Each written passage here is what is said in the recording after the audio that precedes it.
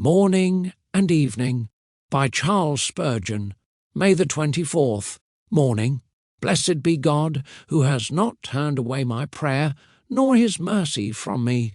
Psalm 66, verse 20. In looking back upon the character of our prayers, if we do it honestly, we shall be filled with wonder that God has ever answered them. There may be some who think their prayers worthy of acceptance, as the Pharisee did, but the true Christian, in a more enlightened retrospect, weeps over his prayers, and if he could retrace his steps, he would desire to pray more earnestly.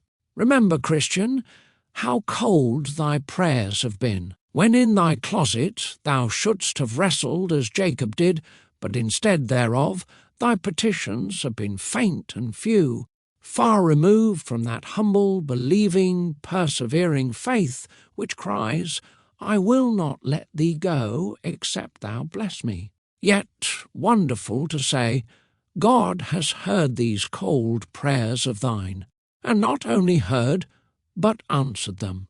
Reflect also how infrequent have been thy prayers, unless thou hast been in trouble, and then thou hast gone often to the mercy seat. But when deliverance has come, where has been thy constant supplication? Yet, notwithstanding thou hast ceased to pray as once thou didst, God has not ceased to bless. When thou hast neglected the mercy seat, God has not deserted it, but the bright light of the Shekinah has always been visible between the wings of the cherubim. Oh, it is marvellous that the Lord should regard those intermittent spasms of importunity which come and go with our necessities. What a God is he thus to hear the prayers of those who come to him when they have pressing wants, but neglect him when they have received. A mercy, who approach him when they are forced to come, but who almost forget to address him when mercies are plentiful and sorrows are few. Let his gracious kindness in hearing such prayers touch our hearts, so that we may henceforth be found praying always with all prayer and supplication in the Spirit. May the 24th, evening. Only let your conduct be worthy of the gospel of Christ, so that whether I come and see you or am absent, I may hear of your affairs, that you stand fast in one spirit, with one mind striving together for the faith of the gospel. Philippians chapter 1, verse 27. The word conversation does not merely mean our talk and converse with one another, but the whole course of our life and behaviour in the world. The Greek word signifies the actions and the privileges of citizenship, and thus we are commanded to let our actions as citizens of the New Jerusalem be such as becometh the gospel of Christ. What sort of conversation is this?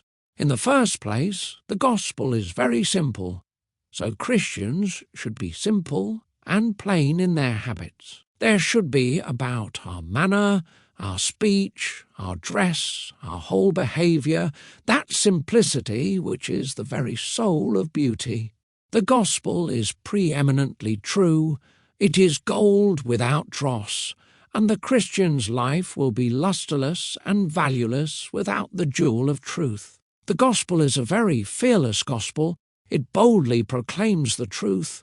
Whether men like it or not, we must be equally faithful and unflinching. But the gospel is also very gentle. Mark this spirit in its founder, a bruised reed he will not break. Some professors are sharper than a thorn hedge. Such men are not like Jesus. Let us seek to win others by the gentleness of our words and acts. The gospel is very loving. It is the message of the God of love to a lost and fallen race. Christ's last command to his disciples was, love one another, oh, for more real, hearty union, and love to all the saints, for more tender compassion towards the souls of the worst and vilest of men. We must not forget that the gospel of Christ is holy. It never excuses sin, it pardons it, but only through an atonement.